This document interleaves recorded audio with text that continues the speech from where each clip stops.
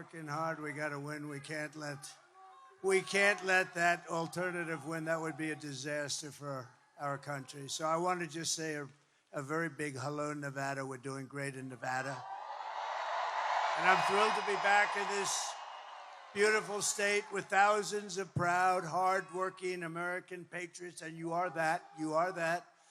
But I'd like to begin by asking a very simple question, very easy one. Are you better off now than you were 4 years ago? I've come today with a message of hope for all Americans. With your vote in this election, I will end inflation. I will stop the massive criminal, and you see it, the criminal invasion. Some horrible, deathly people. We're not going to allow it. They're destroying our country. We will stop it immediately. And I will bring back something that you haven't heard of for about 4 years. We're going to bring back the American dream, and I want to just thank you. You're going to bring it back. And that's all you really need to know. And remember, Kamala and Sleepy Joe, they broke it. I will fix it, and we'll fix it fast. And we're going to have America that's bigger, better, bolder, richer, safer, and stronger than ever before. And, you know, we're doing fantastically well in the polls. And I want to thank a man who's with us. And I said, Joe, you got to go because he's got some big stuff going on, and we got to win this thing. He's heard my speeches before a little bit. But you have a great governor here, Joe Lombardo. And where is Joe? Where is Joe? Thank you, Joe. Is it okay? Can he go and do some business so that we can win and he can take care of some young people that are incredible and love him? Joe, thank you very much. So you go home, Joe. Thank you. Appreciate it. Great job. Joe Lombardo, everybody. Thank you.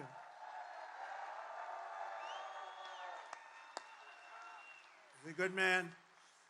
This election is a choice between whether we'll have 4 more years of gross incompetence and failure or whether we'll begin the 4 greatest years in the history of our country. We're going to bring it back. We're going to bring it back fast.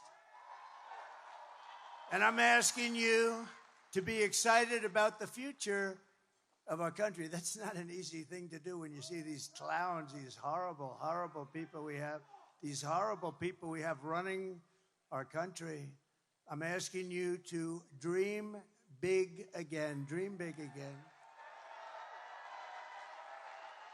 This will be America's new golden age. That's what we're going to do, a golden age of America. Every problem facing us can be solved, but now the fate of our nation is in your hands. This is a very big state for us. This is a very big state. I love it. I'm here a lot without campaigning, but I want to tell you this is a big one, and it looks awfully good. It looks, I don't want to say, just keep voting, keep voting. You got to get out and vote. On Tuesday, you have to stand up and you have to tell Kamala that you've had enough. You can't take it anymore. She's horrible, the worst there is. There's never been anybody worse on the border. She's the worst. She is the worst vice president in the history of our country. Kamala, you're fired. Get the hell out of here. You're fired. The worst. Horrible. Horrible. She is horrible. And she lies. Every time she gets up, she tells a lie. Donald Trump will not allow fracking. That's a first, by the way. I won't allow. Donald Trump will not allow drilling for oil, which is going to make us rich as hell. No, he doesn't. No, she lies about everything. IVF, she lies. I feel like I'm the father of IVF. She lies about everything. She's worse than Crooked Hillary, actually. You know, Hillary was a lot smarter, and she lied a lot, but this one lies about everything. She just makes it up as you go. We've been setting records in early voting, as you probably know. Thank you, Michael. Appreciate it. But we can't let up. In-person early voting in your state ends tomorrow. So get out and vote. But the main thing is you got to vote. You got to get that Tuesday is a very special day. It's a big day, and we can close this thing out. We're leading for the first time, I think, ever, right? We're leading in early voting for the first time ever. That's right. Never happened because, as you know, Democrats always lead in the early part, and the Republicans like to go there on Tuesday, and I understand that you want to see your ballot go into a box. I'm not even sure you see that with this craziness that we have, but we're going to get it all changed. But we're doing really well, and to be leading in early voting is unprecedented, so that's really great. So it's an honor. And if you can't make it tomorrow, you got to make a plan. You got to be there on Tuesday, everybody. Who has not voted? Whoa. Whoa. Who has voted? Great. That is great. Wow. Thank you very much. That's great. Thank you. Look at that. Oh, I'd like to know what casino you work for, huh? Look at that. That's great. So those that haven't, get out and vote. Every vote counts. Thank you very much. With your help, we're going to win Nevada. We're going to defeat Kamala Harris. Kamala. And we're going to, what are we going to do? We're going to make America great again, right? Over the past 4 years, Kamala has orchestrated the most egregious betrayal that any leader in American history has ever inflicted upon our people. She's violated her oath, eradicated our sovereign border, and unleashed an army of gangs and criminal migrants from prisons and jails, insane asylums and mental institutions, from all around the world, from Venezuela to the Congo. Today, I want to hear directly from a mother whose world has been absolutely shattered. This just came out, and everybody that sees it is like devastating. And there's so many things happening like this with the illegal migrants, so many killers. We're not going to let it go on. Please watch. Sunday night, I asked her to not stay up super late because of her coming to work with me in the morning first to do her summer school. She said, okay. I told her good night and I love you. I went to bed, not realizing that that was going to be the last time I saw her. We're best friends.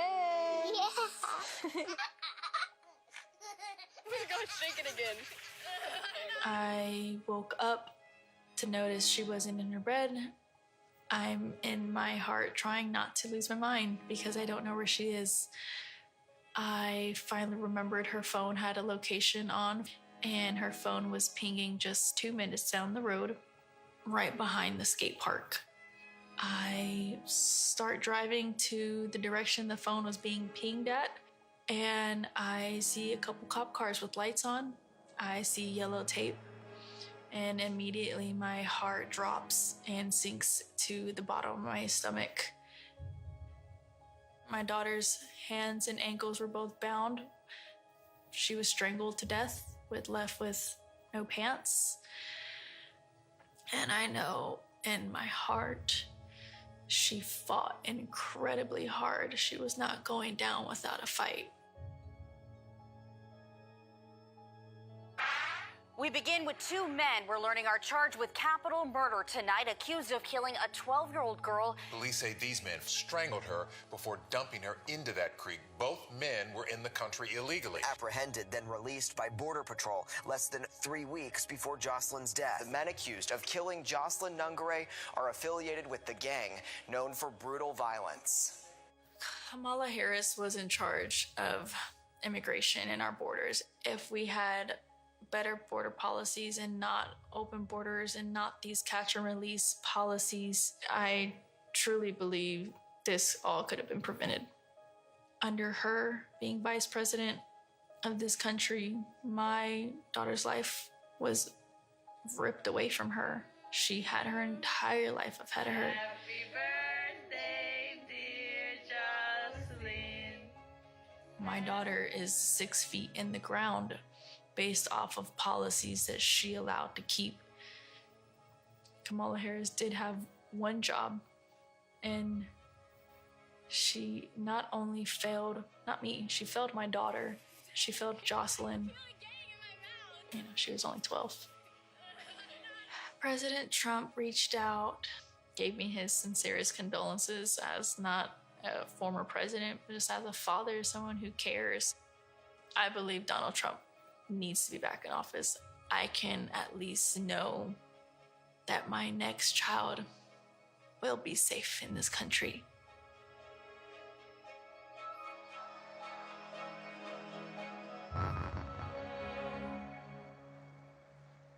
Thank you very much. So sad.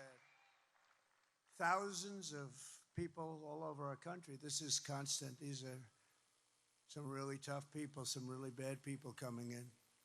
They make our criminals look like nice people. That's how tough they are. They are just so bad. The jails are being emptied into our country. Jails from the toughest countries are being opened up and let in through her stupid open border policies, totally unvetted. Nobody knows who they are, where they come from. Countries you've never even heard of. The day I take office, the migrant invasion ends and the restoration of our country begins.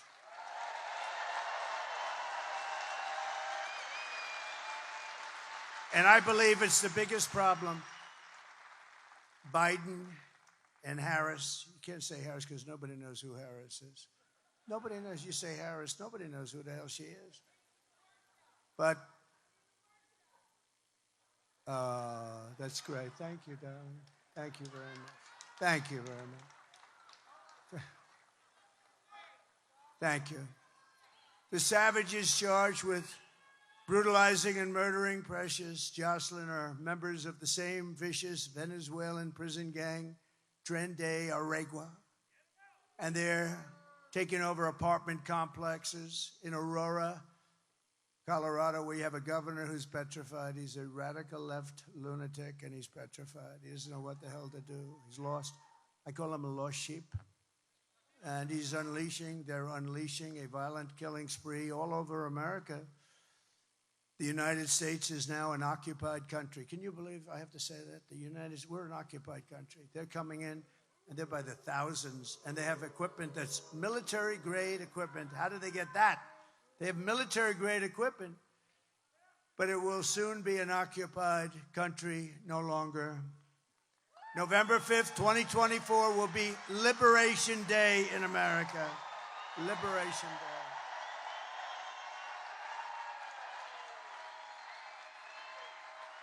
On day one, I will launch the largest deportation program in American history. We're going to get them out. We have no choice. I will rescue every city and town that has been invaded and conquered. They are conquering areas of our country. They're conquering. We don't know, and nobody wants to talk about it. And the fake news, of which there is a lot back there. Whoa.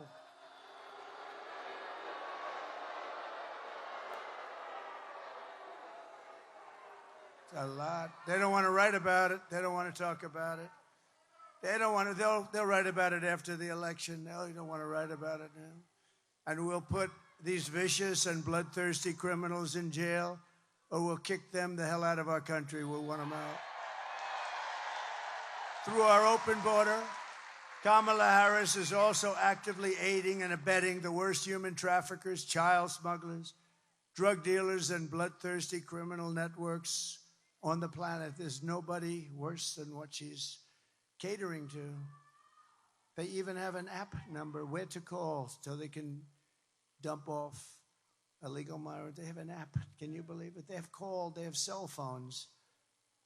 They have airplanes flying over the border, loaded up with migrants that they're dropping all over our country. The cartel's profits have soared from relatively minor numbers to $13 billion from human trafficking alone under border czar. She doesn't want to be called border czar. She was the border czar, but you know what? She was in charge of the border. And by the way, the Border Patrol, they endorsed me very strongly. They even said I was the greatest president in the history of our country. Now, I said, does that include Abraham Lincoln? Does that include the great George Washington? They said, you're the best president, and you're the best president on the border. We had the best border. Drop that, please. Drop my all-time favorite graph. Do you mind? I love this. I sleep with this. I kiss it. I kiss it. Oh, that saved my life, I guess. Without that graph, I wouldn't be here right now. I looked over to my right very quickly, and I noticed there was a little problem. A little bit of a problem. Lunatics. We got lunatics out there. But that says it. The last day that I was in office was the arrow on the bottom. That was the lowest day in the history of our country for illegal immigration. That was done by the Border Patrol and ICE. And then it became like an Elon Musk rocket ship. Look at that. Look at what happened. That was the lowest day we've ever had in terms of illegal immigration. By the way, the drugs were equally low. The whole thing was so good. All that guy had to do is leave it. He went to the beach all the time, right? He could have gone to the beach, but he went to the beach, but they made changes. Instead, remain in Mexico. I got things that nobody could come into our country. They had to remain in Mexico. I think Tijuana might have been the fastest growing town in the history of the world. Hundreds of thousands of people, but they weren't in our country, and we want people to come in, but we want them to come in legally, right? We want people to come in, but they have to come in legally. We don't want murderers and drug dealers, and we don't want them to open their prisons. Think of it, they're opening their prisons and dumping them on us. But every day they're stealing innocent lives on both sides of the border, both sides.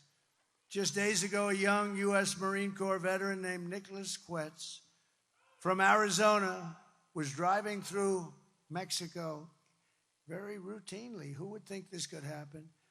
For a beach weekend with his great friends. Everybody loved him. He had a lot of friends. When he was viciously gunned down on the highway and murdered by members of a Mexican cartel. And we're joined today by Nick's wife, Carrie, his father, Douglas, his mother, Patricia, his sister, Alexis, and his brother-in-law, Phil, and they're beautiful people. And if they'd like to come up, I'd love to have them just to honor their beautiful boy. I'd love to have them. Come on up. Oh, good.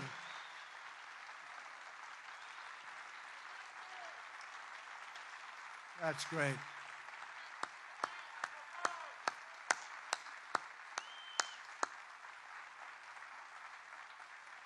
This is a great family, a perfect family, and what happened to them should happen to nobody.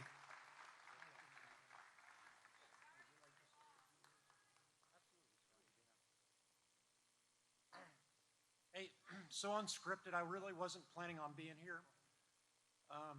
2 weeks ago, I was a completely apolitical actor. Anybody outside my own home wouldn't have known who I would have voted for. Today, the situation changed for me 2 weeks ago, Friday.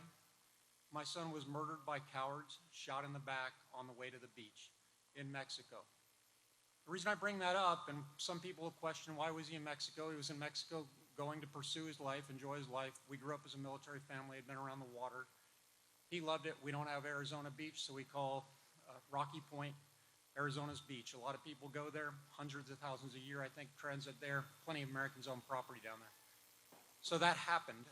We got the call from the State Department, very professional. That night, no news in the United States to speak of. Sunday, still no news. Monday, still no news, other than the very most local level with no publication.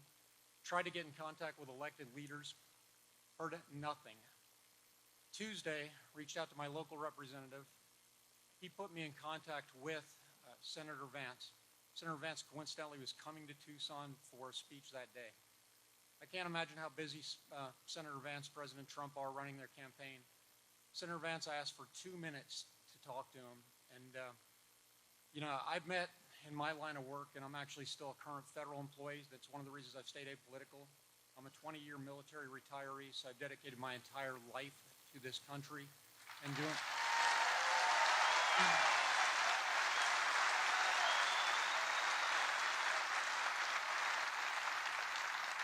My son, who was murdered, is a 4-year military veteran of the United States Marine Corps. He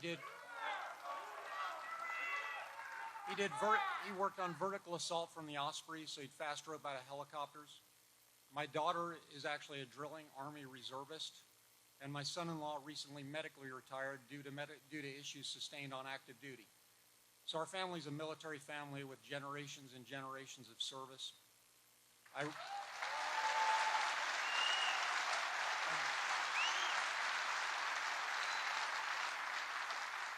bring these things up as an apolitical actor and somebody who struggled, the kind of Americans many are, who probably sit around their table and say, who are we going to vote for, go back and forth, decide what we think is important.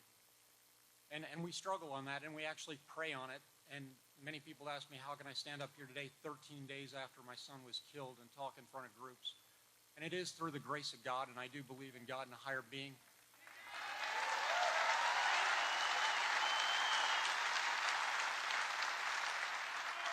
I do believe my son Nicholas has given me the power to be here, has given my wife the power to be here, has given my daughter.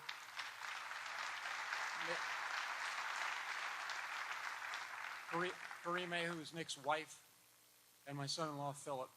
And Philip has done such a great job, so now I have one living son, and that is Phil, because one was stolen by the cartel. So when I met with Senator Vance, and because I am apolitical and met many leaders from up to the level of National Security Council plenty of times working different issues for this government, I asked him a question, and I said, sir, before we talk, I need to know if I'm speaking to the candidate, the senator, or the Marine. And he said, I'm JD. I need you to tell me what I can do for you, and you tell me what you can do for me. And he meant it as a way of helping him to help me. So JD Vance was awesome. I asked for 90 seconds. He gave me 15 minutes. At the end, the very next morning,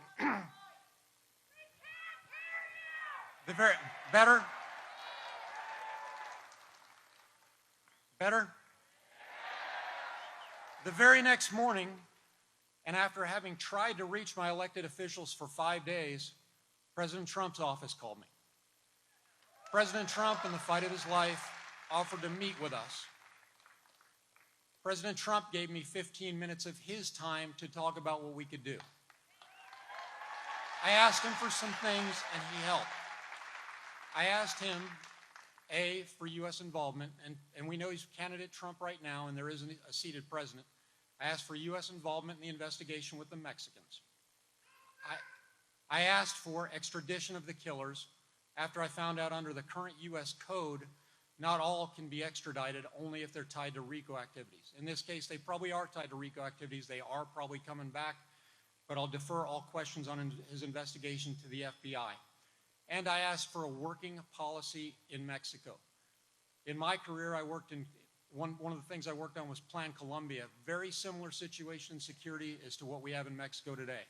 It was supported by Senator Biden.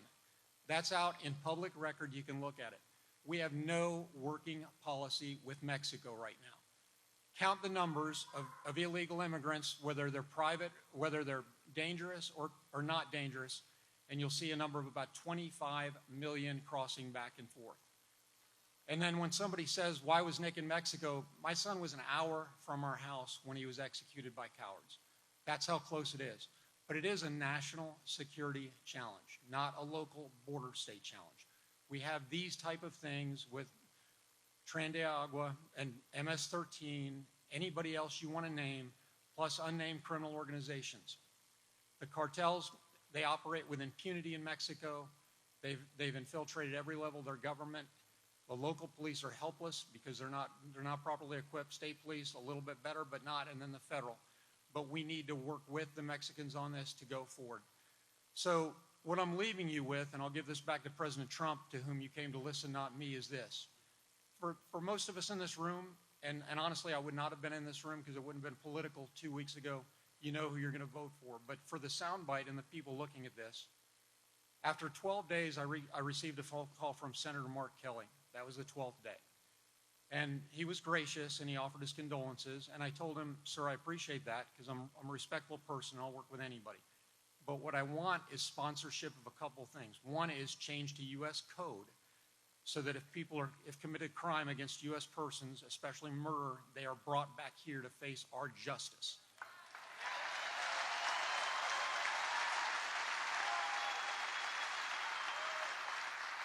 Number two is legislation that is enacted that takes us someplace closer to Plan Mexico, that'll institute not only military capability, but also institution building. And if we break out the numbers of what it costs, we can do that for much less than we spend on illegal immigrants. And we can make both sides of the border secure. People are coming here. Some come for economic, and we talk about that, but many of those people are actually fleeing due to the insecurity in their own country. If we can help them, we can help ourselves. Senator Kelly, and as I said, so this is bipartisan, but we need a leader who can enact it. And the leader is standing right next to me because he's promised to enact it. Bipartisan. And I will tell you, President Trump, former President Trump, however you want to name him, and I had some really good conversations there. We had conversations between ourselves, two men looking at each other. The man had a tear in his eye when he saw the picture of my son, and the person that those that are on the that are not have not committed and don't know, he's a decent man. He tried to help us, and he promised to help us. He also made a promise to me that'll be between the two of us, but if he's elected, I do believe he'll keep it. Sir, I can't thank you enough. Sir, I can't thank you enough for what you've done for my family in terms of calling attention to this. It was unreported in the media. Go back and check for anybody who looks. And I will tell you, and importantly,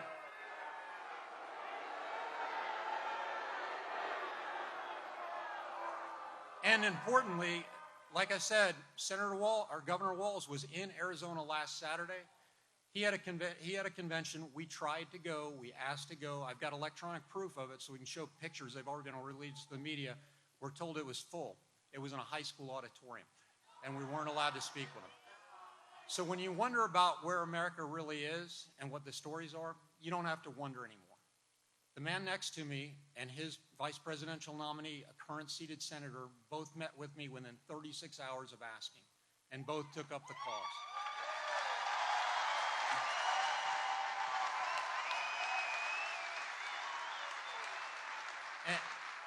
And for any troll that is out there and says your son shouldn't have been in Mexico, if it's safe for 25 million people to come here, how can it not be safe for my son to go an hour south of the border?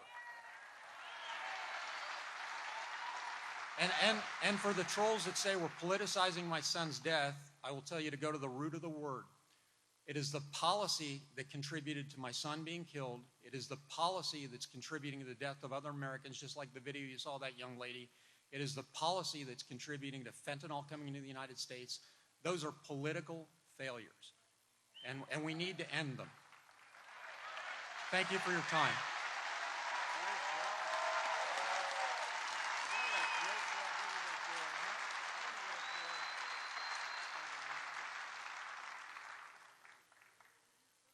I'm asking you, help us get justice for Nicholas.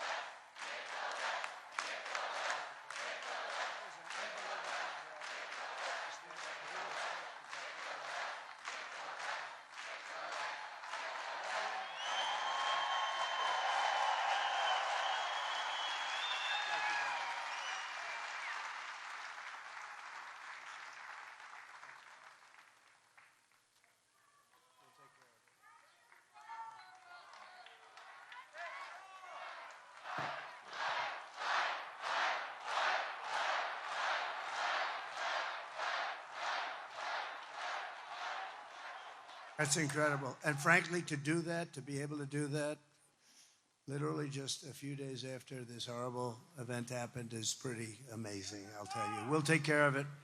We're going to take care of it. We're going to get that guy. We're going to get him.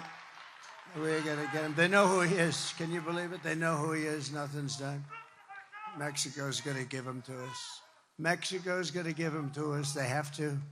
They have to. It's going to be real easy. When I'm president, we're going to put the drug smugglers and human traffickers, we're going to put them right out of business. They're killing hundreds of thousands of people in our country. You know, if we had a war, it wouldn't be as bad as this. Hundreds of thousands of people a year are being killed. To expedite removals of the Tren de Aragua savage gangs, I will invoke the Alien Enemies Act of 1798 to target and dismantle every migrant criminal network operating on American soil. And if they come back into our country, it's an automatic 10 years in jail with no possibility of parole. And I'm hereby calling for the death penalty for any migrant that kills an American citizen or a law enforcement officer.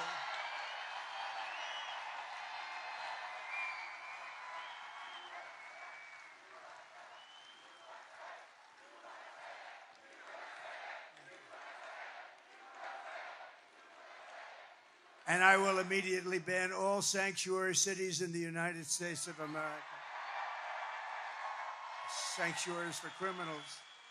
As we secure our border, we will bring back our economy, and very simply, I will make America affordable again, because it's not affordable anymore. They have destroyed it with this inflation, this horrible inflation, the worst ever in our country. Kamala Harris cast the deciding votes that launched the worst inflation of your lifetime.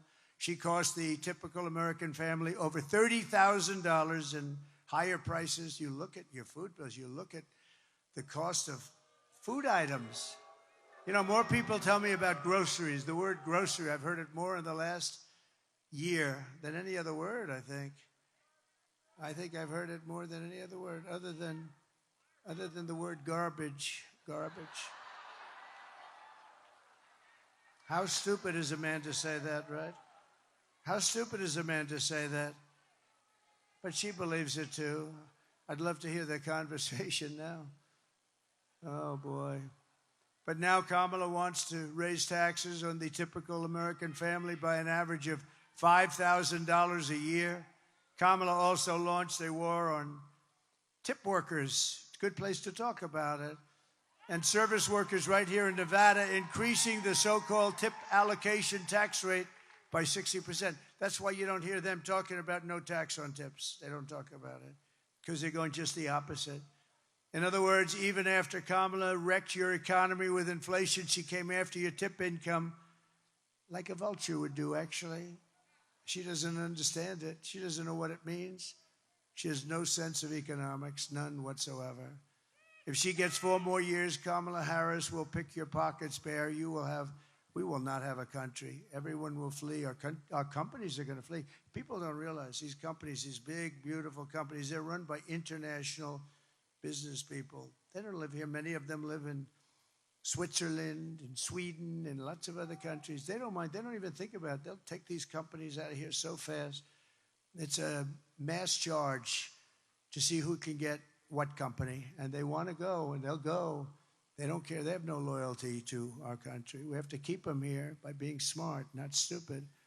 I will massively cut taxes for workers and small businesses, and we will have no tax on tips, no tax on overtime, and no tax on Social Security benefits for our great seniors.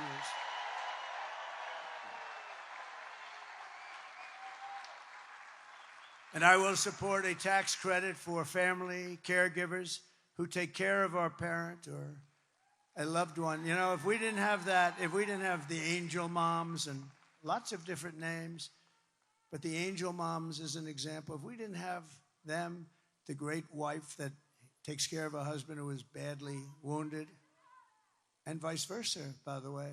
But if we didn't have that, caregivers, they really take care. We wouldn't have enough hospitals if we doubled the size of our hospital rooms. If we doubled it up, we wouldn't have enough hospitals to take care of our country. And now, of course, what's happening is you go to towns and cities all over the country, you can't have a hospital anyway because the migrants have literally taken over the beds. They've taken over the schools.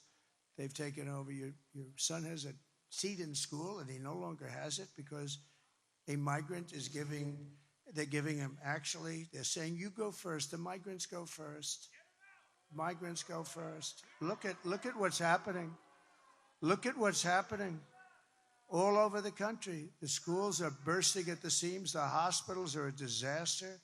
You go to the hospital, you have a problem, you can't get in. I will end Kamala's war on American energy, and we will drill, baby, drill. We're going to drill, baby, drill.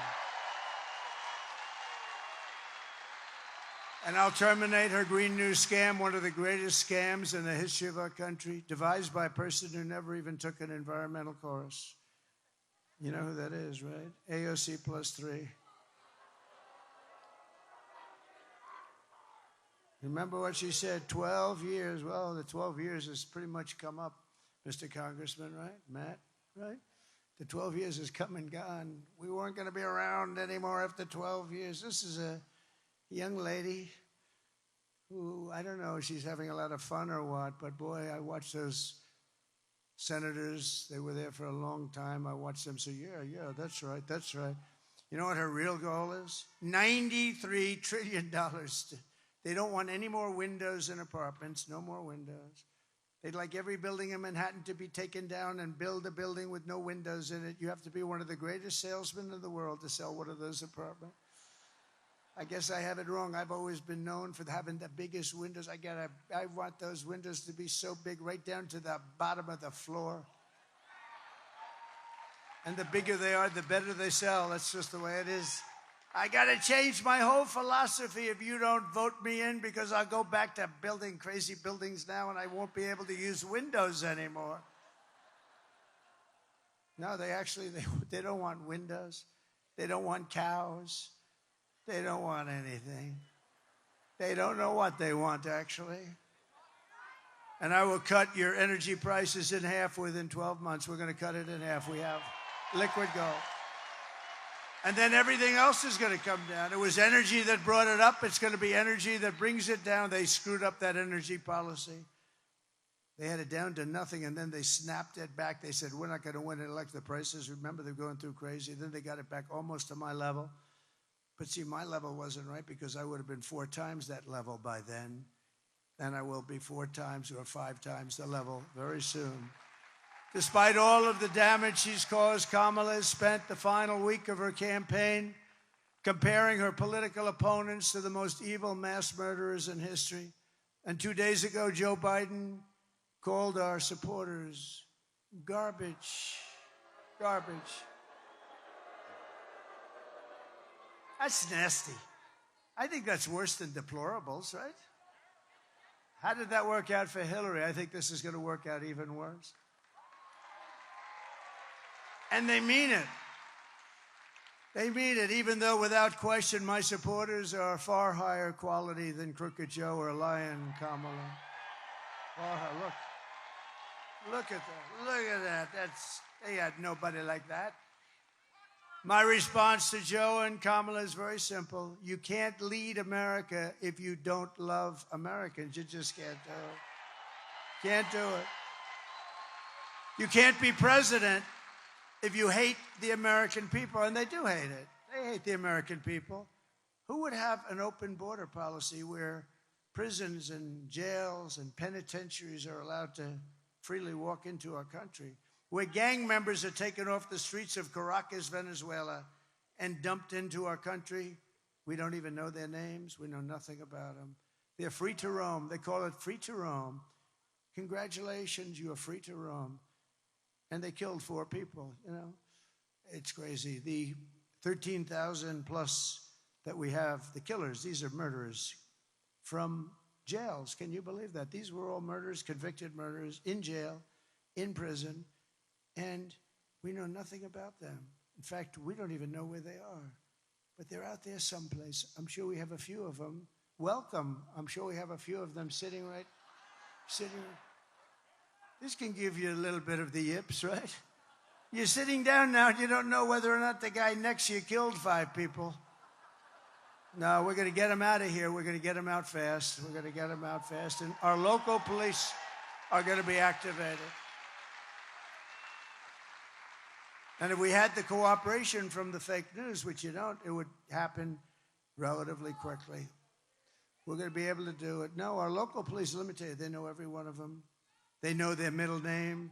They know everything about them. They know what country they come from. They know everything. But they're told to stand back. Don't touch them. Don't do anything. Stand back. They don't want to stand back. Just like Border Patrol. They go crazy when they see these people pouring in. And they can look at them and they can see trouble. They go trouble, trouble, trouble, trouble. No trouble, trouble, trouble. They can look at them and they can see good or bad. Kamala Harris is not fit to be president of the United States. She doesn't have the intellect, the stamina, or that special quality that real leaders have to have. She doesn't have any quality leadership. She shouldn't even be there. He got 14 million votes. Look, I'm not a fan. But we had a debate. He didn't do great. His numbers went down. Big deal. We wanted to see him, and they say, you can't win. You're out. This is, we call him a threat to democracy. They look at me, I'm a threat to democracy. I am the least threat. I'm the one saving our democracy.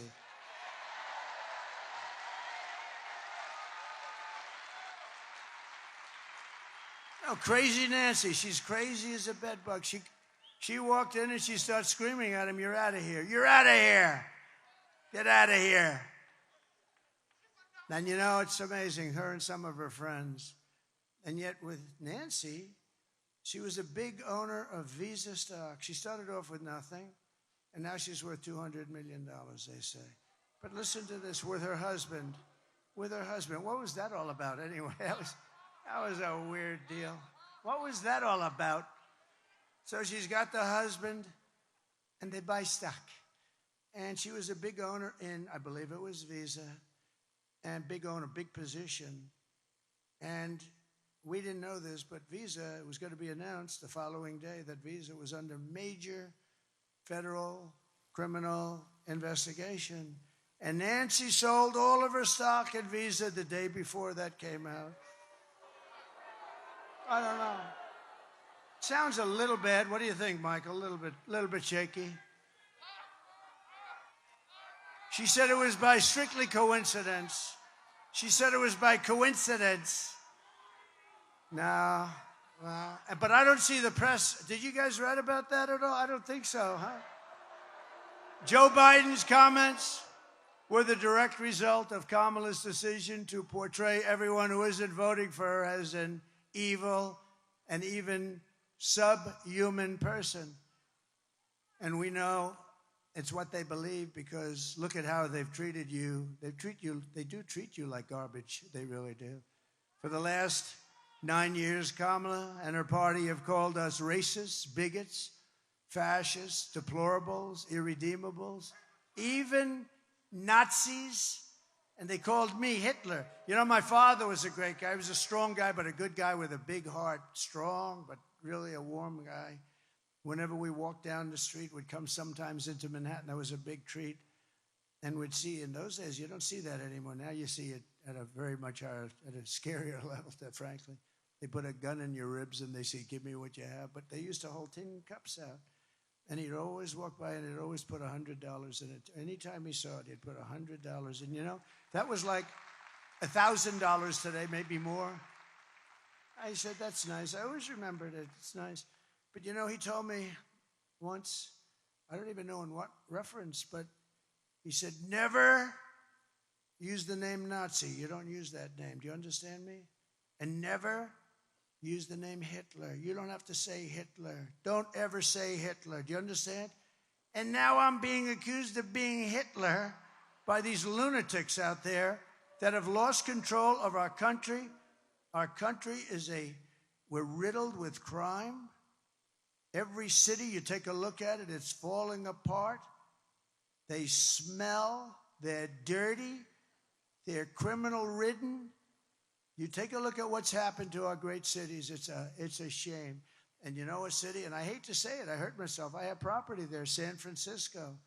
I have a lot of property in California. It hurts me. But I don't care about this. Look, to be president is a big deal. So I don't give a damn about my property, but I own big property in San Francisco. San Francisco. Now I lose another 25 million by this statement. That's one. San Francisco is almost unlivable. And it's because of her. She was the DA who destroyed San Francisco. She then became the Attorney General. And she destroyed, along with Gavin Newsom, one of the worst governors in history. She destroyed California. More people moved out last year than moved in. First time that's ever happened. I mean, they have the best weather, in all fairness. In all fairness, they have the most incredible weather. And they have the beautiful ocean. They have the beaches. They have everything. And you got to work hard to screw that up. But he's done it. He's done it. You know, they just passed a law on voter ID. Do you know that? That not only don't they have voter ID, but it's against the law for you to ask somebody for voter ID. So if you work at one of the very few places that would even have the consequence of asking, because there are no places, you know, they just mail out millions of ballots and they come mailed back in. They don't know where the hell they're going, although they have a pretty good idea. They tend to go to Democrat neighborhoods a little bit more. But they mail out like 38 million ballots, and then they get mailed back in. They shovel them with shovels into kids and bullshit. Because I'll tell you what, if I ran in California, you know, I went to California with the family of our great congressman and his wife, Ginger, who's incredible, Matt Gaetz, Mrs. Gaetz. And their family had a little event in a beautiful part of California, and nobody could believe, you couldn't even get on the streets. It looked like Lindbergh just arrived on Broadway. It was so crazy. We would do, with a fair count, we would do great in California, the right guy. Now, me, I would do great because Hispanics like me. I'm glad they love me. They should love me. And I love them. But I would do great. If we had an honest vote, I always say, if God came down just for one day to be the vote counter, in other words, I would win in California. I would.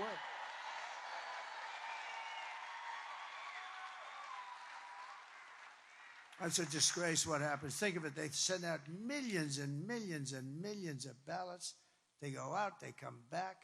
You know, it's interesting. When you go to a legitimate place, like in Florida, they've done a very good job. But I go into Palm Beach. I go in. They say, sir, I know who you are.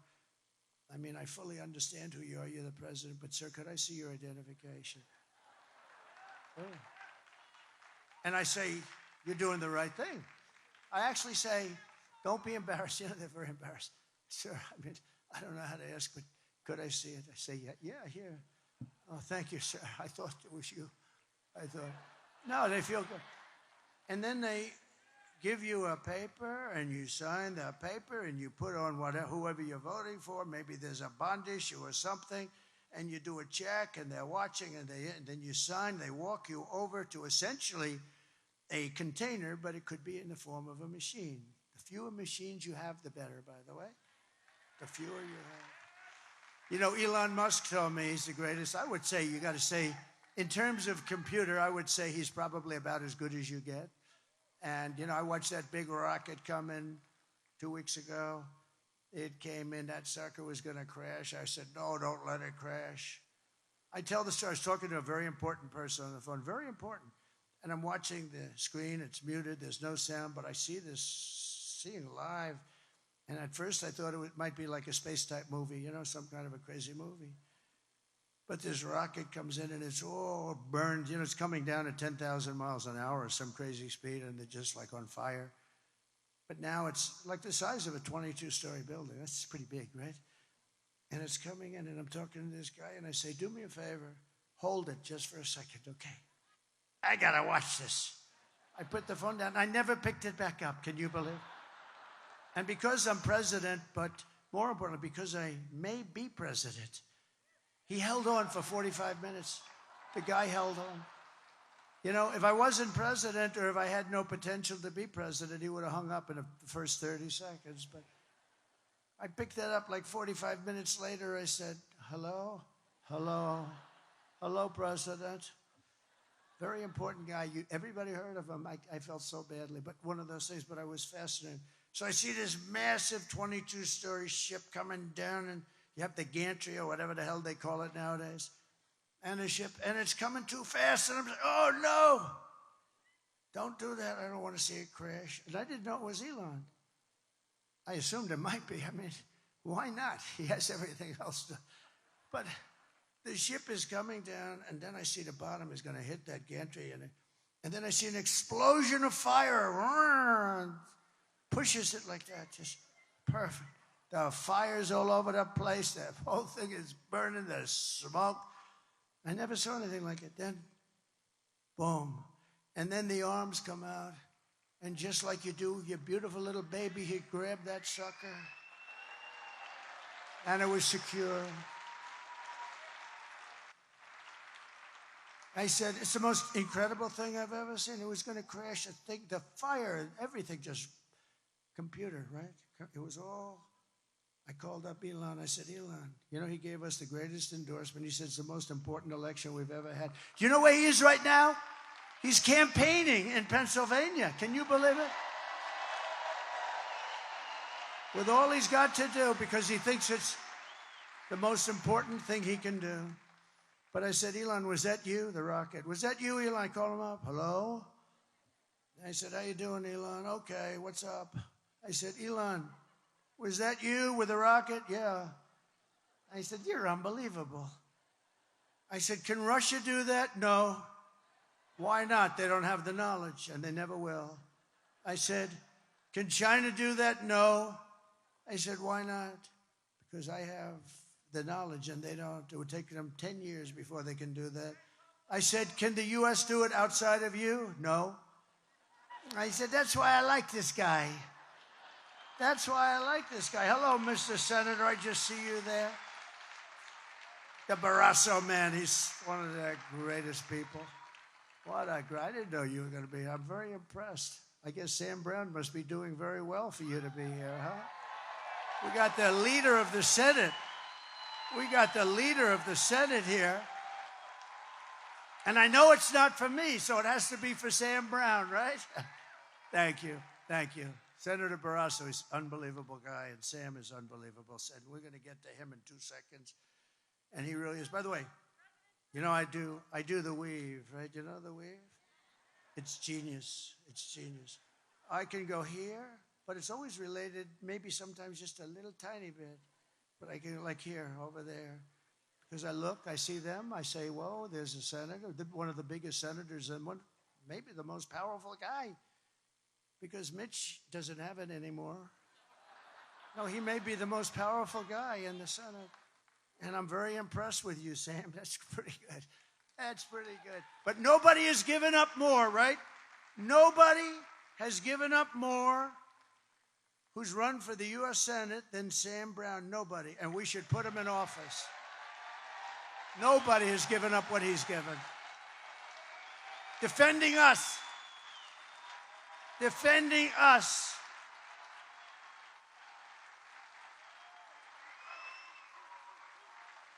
And he's running against a horrible person, a radical left lunatic, but nobody's given up what that man has given up. And I say it, and he might not even like me to say it, but I say it because it's true. Nobody has given up, ever, that's ever run for the U.S. Senate. And I just hope he gets in. And he's very close. I saw a poll. You're right there, neck and neck. Great. Nice that you're there, Barrasso. That's great. But they've bullied you. They've demonized you.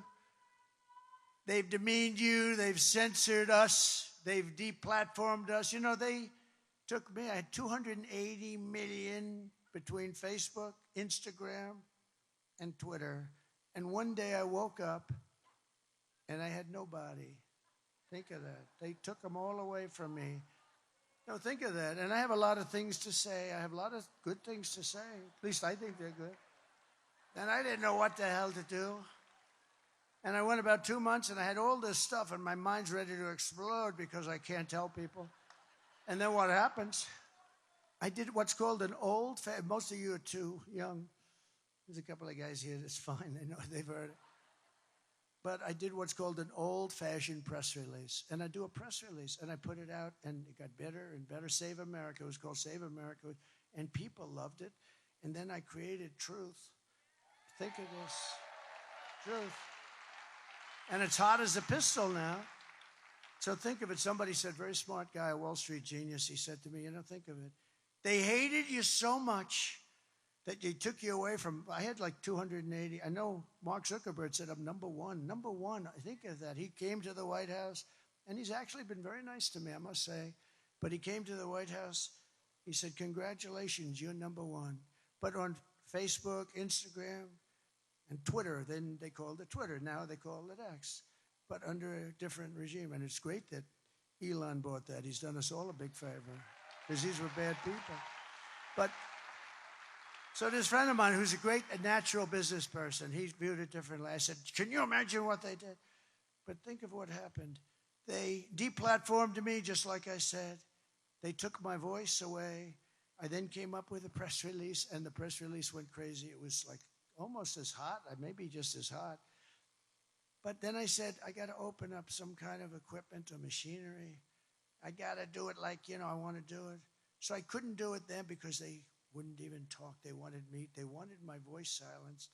So I created Truth, and it's really good. It's very expensive to do that. It's expensive stuff. Between the clouds and all the other crap that I had to learn about that I wasn't interested in, I got a cloud, I got everything.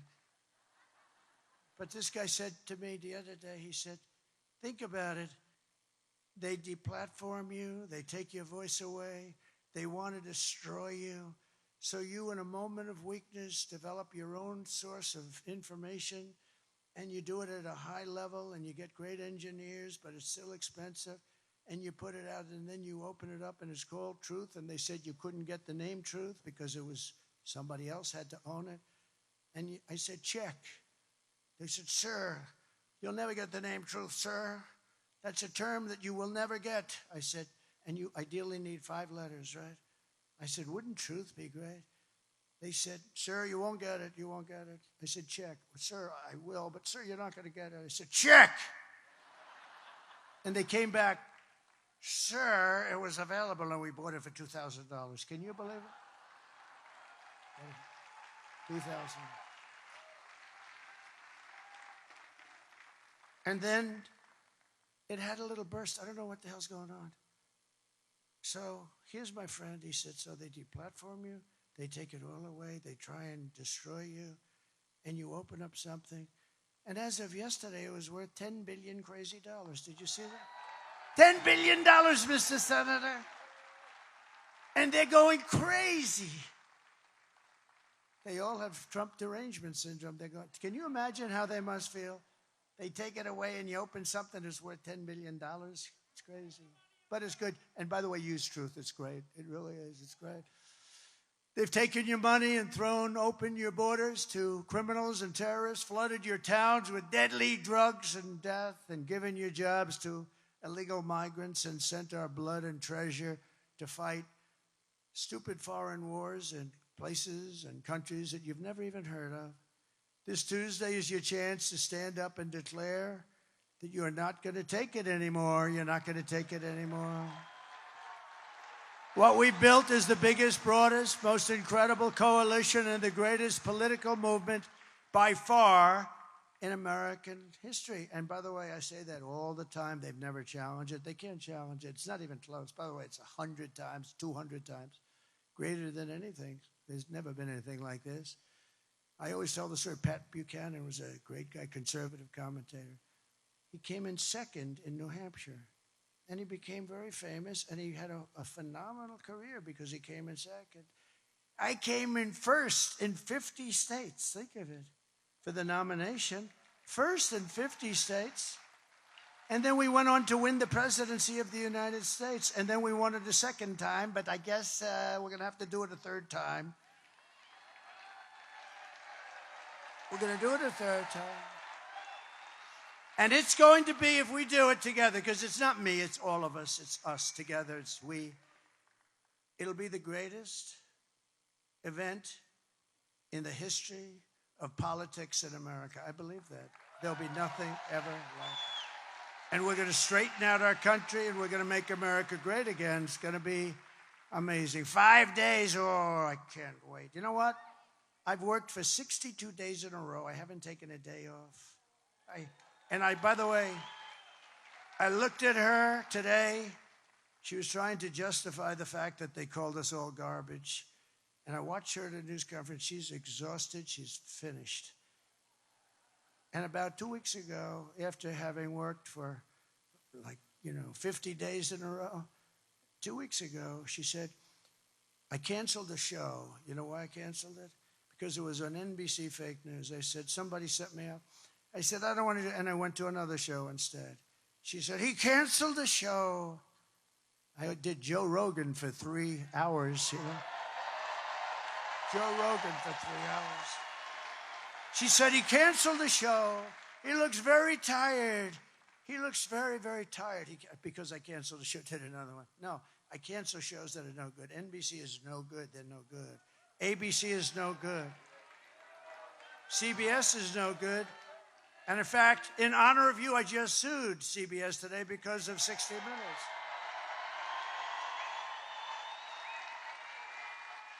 You know why I sued her? Because she was on, and it was called election interference fraud. Very simple. They asked her a question. She gave an answer as though she was one of the dumber people in the history of our country. Certainly the dumbest vice president, and would be beyond the dumbest president, but we're not going to let that happen. So she gave one of these, they call it a word salad, but I don't like the term. I don't like the term. No, I don't like the term. I think you're very nice, but I don't like that term. She came dressed as a word salad. Do you believe it? And he came dressed as a wall. Look. And I have no idea who she is, but she's a very pretty young lady. Okay, sit down. So she answered a question. It was a question. She gave this long, crazy... If you read the answer, you would say there's something wrong with her. So you know what 60 Minutes did? Can you imagine them doing that for me? They took it was a very long answer. You just went on and on, just words. Didn't mean anything. 60 Minutes and CBS cut it all out, and they took another answer for a meaningless question, and they put it up there. Do you know that, right? They put it up there. They took it, and they put it up, and they replaced an answer that would show that she's not qualified cognitively, as I would like to say. I think she should take a cognitive test. She's not qualified. They took it out in its entirety, and they took another answer from someplace else, and they put it in. That's called election interference fraud, okay? So we sued them today. And I think CBS should lose its license, but I think ABC should lose its license also because of what they've done. We'll see. It's a hard one for them to explain. Well, let's say we have a fair judge. Well, exactly why did you do that? I mean, it's, I've seen where answers are sort of juggled around. That's not good either, but a little tiny.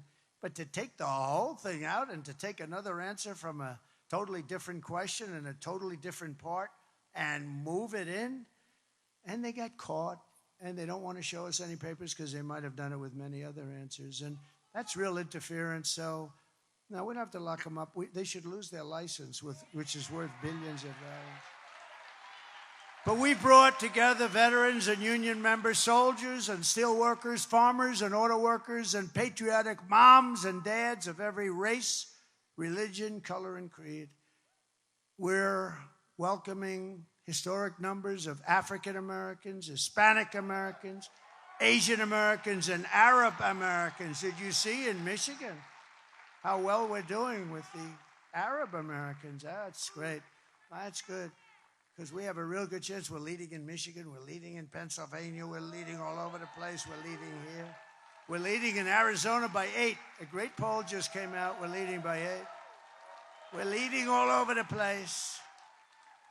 But we're uniting Christians and Jews, Catholics and evangelicals, Muslims and Mormons, and everyone who simply wants to do one thing. It's one simple thing they want to do. You know what it is? Make America great again.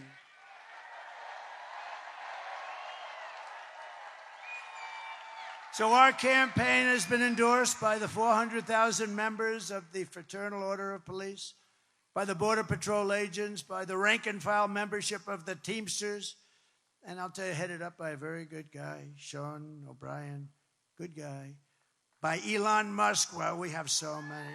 Yesterday, Elon, that's a great one. He feels it's so important. That guy, he's a worker, too. I'll tell you, he's working he's actually liking it. Gee, I hope he doesn't run for office. I don't want to run again. But no, he's really working. He's amazing. And, you know, yesterday we were in Wisconsin, in Green Bay, Wisconsin. So who is Green Bay, Wisconsin? Brett Favre, with the largest hand I've ever seen. He said, hello, sir. He shook my hand. His fingers are like a sausage. He has the biggest hands and strong guy, great guy. And he endorsed me yesterday in Wisconsin. He's never done it before. And he's great. He's a great guy. He could throw a ball 80 yards. He could rip the hand. Sometimes threw it a little too hard. That rips the hands off the receiver. But he was great. One of the greatest.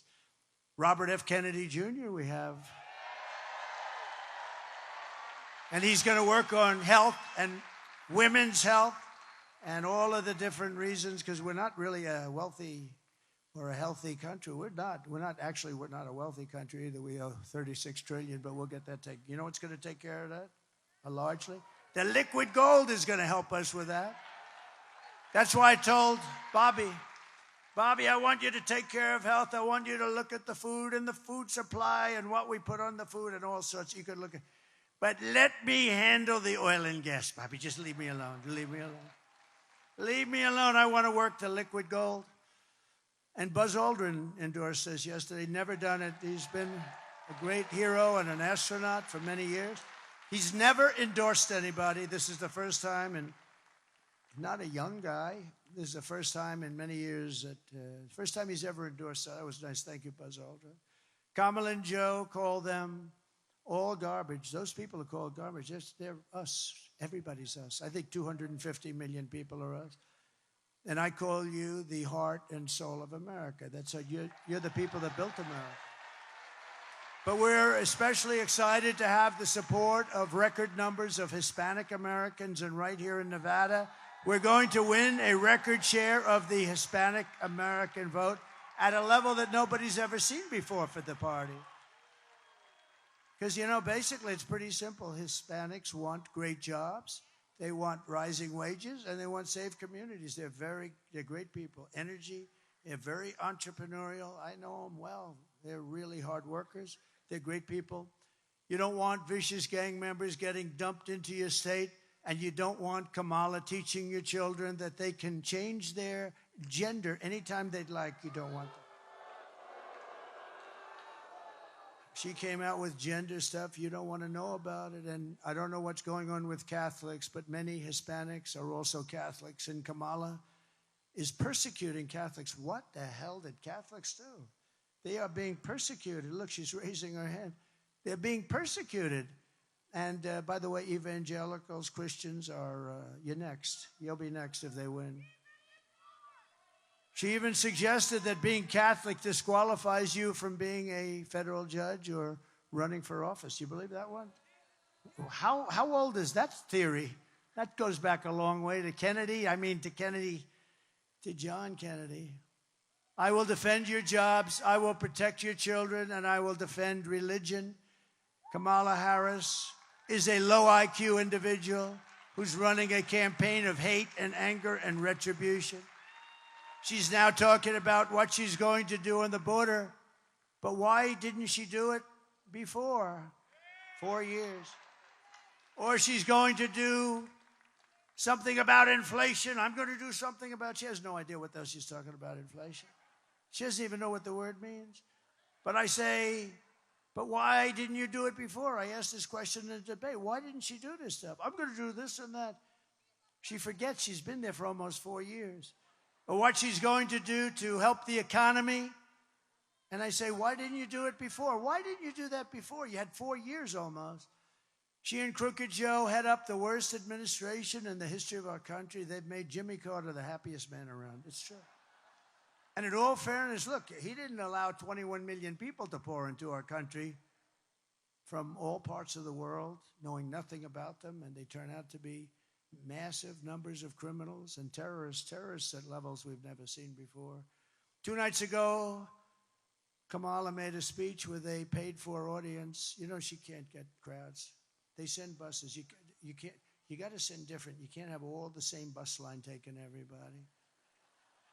I thought they did a good job, actually. I could have used them sometime, but I don't need crowds. We got plenty of crowds. But she made a speech, and all she talked about was Donald Trump. About Donald Trump. Donald Trump. Donald Trump. Donald Trump. Donald Trump. Donald Trump. Donald Trump. Donald Trump. Donald Trump. Donald Trump. Donald Trump. Donald Trump. Donald Trump. Donald Trump. Donald Trump. Donald Trump. Donald Trump. Trump.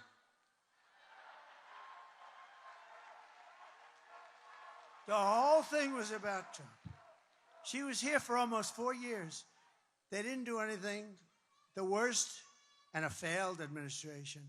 What they did in Afghanistan, others would be prosecuted for it. And they didn't fire Milley. They didn't fire these generals that did a bad job. He's an incompetent guy, too. They have a lot of incompetent people. We defeated ISIS. Remember that? That was much tougher. We did it surgically. We did it in 4 weeks. She suffers from a very serious disease known as Trump derangement syndrome, TDS. But many Democrats do. They really do. They suffer. The press suffers from it, too. They're sick people. And you know why? You know why they do this? Because we're winning. We're all winning. Just remember that. Everything Kamala says is a lie.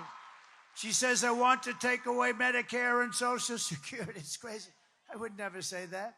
Who would say that? Because if you do say that, that's your number one. It would be wrong. And number two, it's the end of your political career. So who would say that? I never said that. She said, he wants to immediately end Social Security. She's crazy. Hillary Clinton wouldn't lie like that. We can't stand Hillary. She's crooked as hell. She says, I want to end Obamacare, affordable health, okay? No, I never said that. I fixed it. I made it good, but it still stinks, okay? If we got something better, I would do it. If it was less expensive, it's too expensive and it's not a very good form of health care. But if we got something better, I'd do it. But I never said I'm going to end it. She said he wants to immediately end it.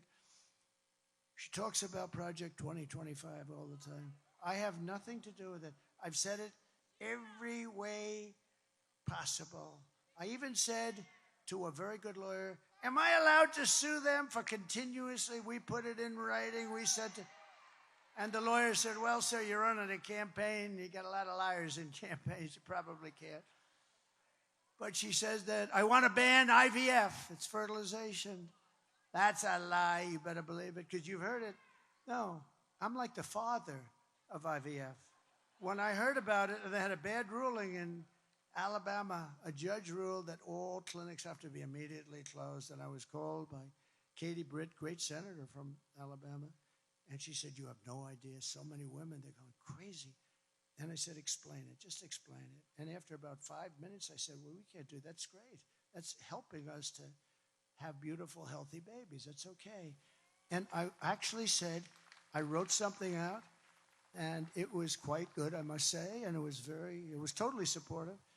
And Alabama legislature, the following day, passed exactly what I wrote. And we are totally in favor. But she said, I want to end IVF. In fact, I want to get insurance companies to pay for the IVF if possible. We want to do it. And I'm going to protect Medicare and Social Security and your health care from Kamala's open border catastrophe.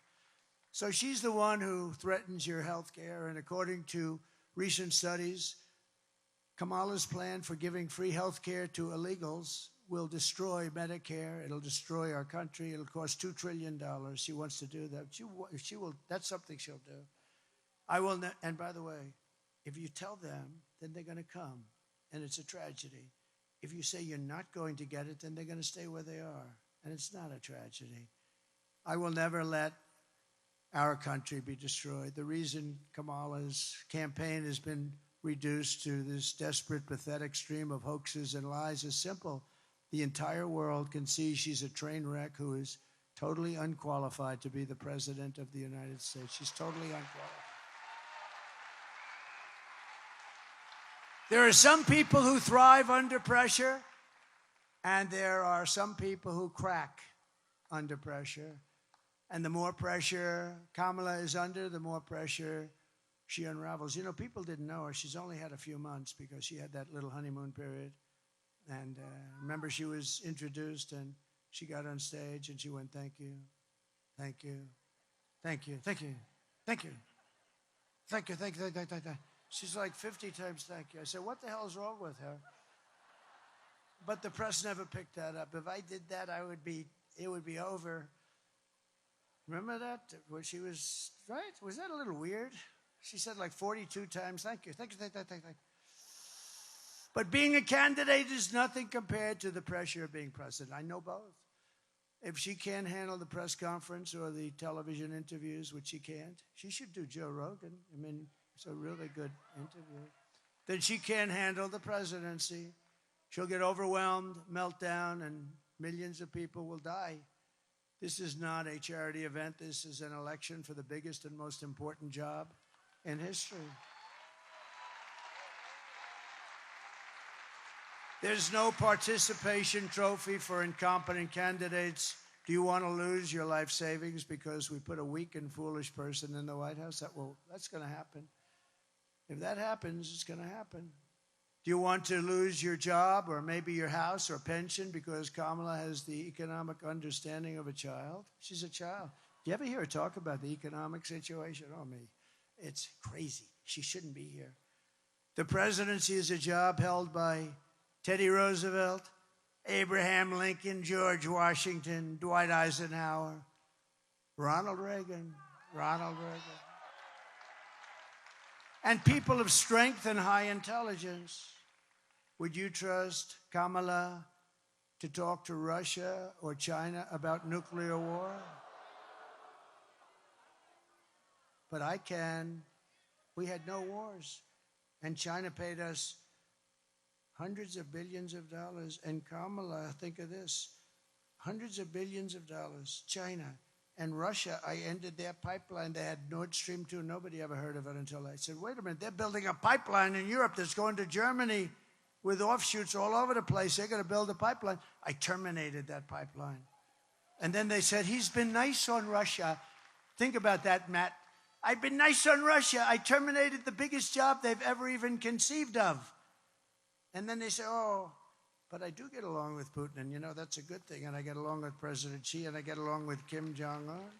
But they respect us. They respect us a lot. Now they laugh at us. They think we're a joke. Would you trust her to steer us out of an economic crisis? Nothing is more dangerous than to give immense power to a person with a very low IQ. You wouldn't put Kamala in charge of literally a kindergarten class. You wouldn't. So at the end of the day, you need to ask yourself, can you afford to put someone that's grossly incompetent in charge of the future of our country? I don't think so. On top of all that, Kamala says she would do nothing differently. She was asked that question. Please look.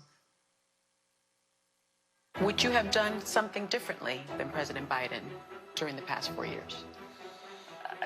There is not a thing that comes to mind. I stood there on the tarmac watching you check your watch. The chaotic and deadly U.S. evacuation from Afghanistan stunned Americans and the world and cost the lives of 13 U.S. soldiers. Would you have done something differently? There is not a thing that comes to mind. More than 13,000 illegal immigrants convicted of murder have been caught at the border and then released into the United States. An Afghan national is in custody today after being accused of plotting an election day terrorist attack. The suspect entered the U.S. on a special immigrant visa. Gut-wrenching new details in the murder of Georgia nursing student Laken Riley. The illegal immigrant suspect, who cops say committed the heinous murder, is a Venezuelan national who crossed the unsecured southern border back in 2022. 2 men investigators say are in the country illegally from Venezuela are charged with capital murder in the death of Jocelyn Nungaray. A fifth illegal immigrant accused of attacking 2 New York City police officers over the weekend showed no remorse or regret. Would you have done something differently? There is not a thing that comes to mind. Only 18% say the economy is in excellent or good condition. US inflation has hit a new 40-year high, increasing by 9.1% over the financial year. Authorities saying Train de Aragua, which has been linked with more than 100 criminal investigations here in the U.S., has now been found operating its criminal enterprise in apartment complexes. Were you the last person in the room? Yes.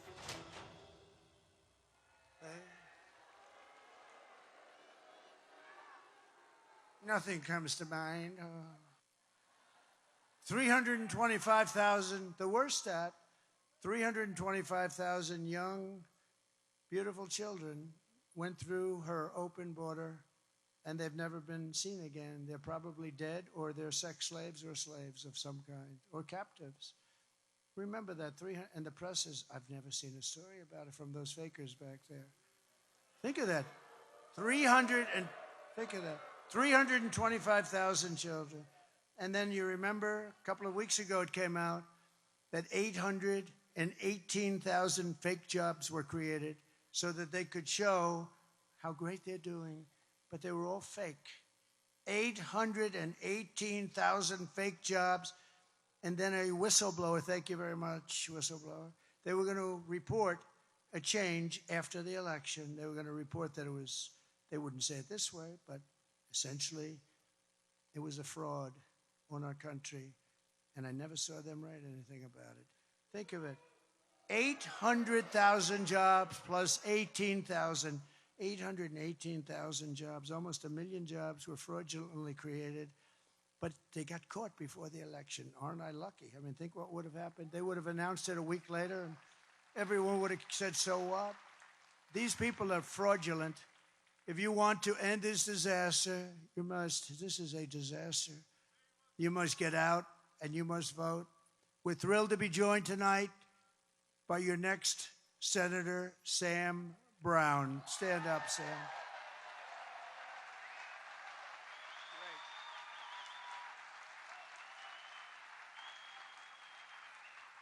He is doing some job.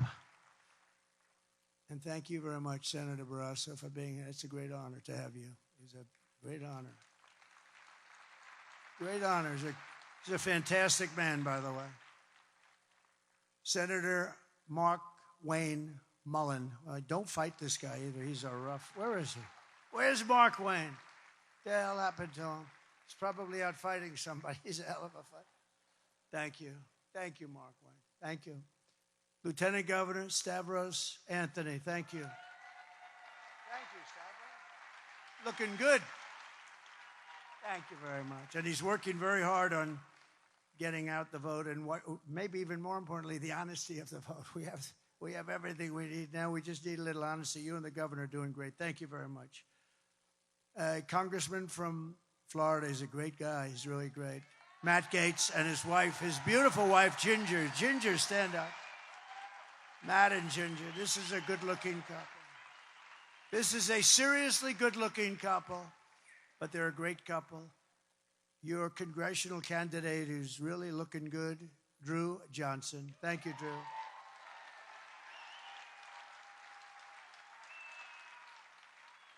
Nevada Republican Party Chairman Michael McDonald. Thank you, Michael. 5 days, Michael. 5 days. Thank you, everybody. So important that we win this state. If we win this state, it's over. It's over. A friend of mine, a great television star, he's been on for a long time. I don't even know what the hell it is, but when you're on for more than 2 seasons, you're like considered good. This guy's been on for years and years, and he's big stuff. Rick Harrison. Where's Rick? Oh, Rick. Hi, Rick. How many years, Rick? Yeah, he's been on there for a long time. Thank you, Rick. Great job. Another friend of mine, a great writer, very powerful writer, I guess we could call him conservative, to put it mildly. Wayne Allen Root. Thank you, Wayne. Great guy. Thank you, Wayne. Thank you for your support. Wayne is always supporting. I really appreciate. We have a very similar philosophy, don't we? Huh? He's been great. And my friend Steve Witkoff, who's one of the great developers in the country. Steve Witkoff, who is always there with his checkbook to help people. He goes to North Carolina. He writes out a big check no matter where he goes. He's like a walking money pit. He's got a lot of cash. But he's a very generous guy, and he's a great, talented business person. He's a great man. But here are the facts. Kamala is a radical left Marxist, rated even worse than crazy Bernie Sanders or Pocahontas herself. She destroyed our economy. She destroyed San Francisco. She was an original creator of defund the police movement. And anybody who wants to defund the police for even 1 week is not worthy of being president of the United States. See, we've learned about her. We didn't know anything about Harris. We didn't know anything about her. We've learned about her. She had that little honeymoon period. I really figured that these guys were right. Wayne, you were right about honeymoon. You said it was going to last 6 weeks, and you were right. Probably, I think, to the day. I'm very impressed with you, Wayne. Kamala vowed to abolish ICE. She pledged to confiscate your guns and endorsed a total ban on handgun ownership. Would anybody like to give up their gun tonight, please? She even called for free sex changes for illegal aliens in detention, all at taxpayer expense. Now think of it. This is where she is. This is her whole life until about a year ago when she realized this was not playing very well to the country. And she did one other thing. She lied about working at McDonald's. To me, that's a big deal. In conclusion, your vote this November, we're going to fire Kamala, and we're going to save America. Going to save America.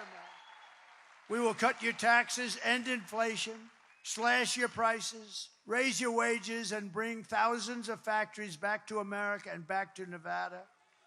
We will build American, we will buy American, and we will hire American. I will end the war in Ukraine. It would have never started if I was president. I will also stop the chaos in the Middle East.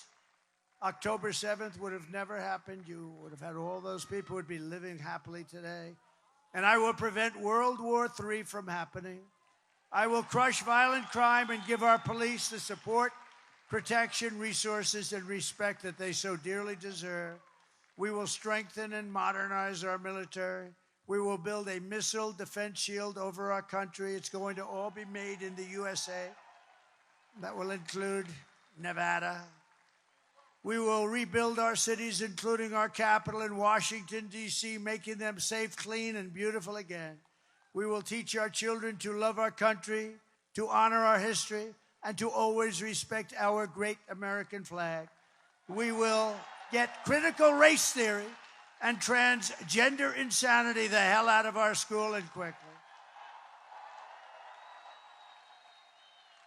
We will keep men out of women's sports, if that's okay. And I will defend religious liberty. I will restore free speech, and I will defend the right to keep and bear arms. After years of building up foreign nations, defending foreign borders, and protecting foreign lands, we are finally going to build up our country, defend our borders, and we are going to protect our citizens like never before. And we will stop illegal immigration once and for all. We will not be invaded. We will not be occupied. We will not be overrun. We will not be conquered. We will be a free and proud nation very soon, once again. Everyone will prosper, every family will thrive, and every day will be filled with opportunity and hope, and that beautiful American dream is going to be back and stronger than ever. But for that to happen, we must defeat Kamala Harris and stop her radical left agenda with a landslide that is too big to rig. You need to get out and vote. For the past 9 years, we've been fighting against the most sinister and corrupt forces on earth, people like Adam Shifty Schiff. Can you imagine that bum is going to be a senator? Can you imagine? Maybe there's a 1% chance, who knows? He's a bum. He lied like hell. Adam Shifty Schiff. We have senators sitting over here. They can't even believe it. He's a bum. He's a liar. He's a crooked guy. He's a crooked man. With your vote in this election, you can show them once and for all that this nation does not belong to them. This nation belongs to you. It was hardworking patriots like you who built this country. And 5 days from now, it's the hardworking patriots like you who are going to save our country. After all we have been through together, we stand on the verge of the 4 greatest years in American history. With your help from now until Election Day, we will restore America's promise, and we will take back the nation that we love. We will take it back. We are one people, one family, and one glorious nation under God. We will never give in. We will never give up. We will never back down, and we will never, ever surrender.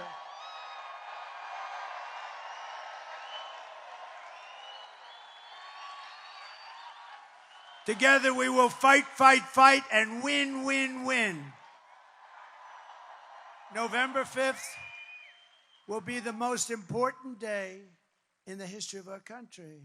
And together we will make America powerful again. We will make America wealthy again. We will make America healthy again. We will make America strong again. We will make America proud again. We will make America safe again. And we will make America great again. Thank you very much, Nevada. Get out and vote. Get out and vote. Thank you very much. God bless you all. God bless you.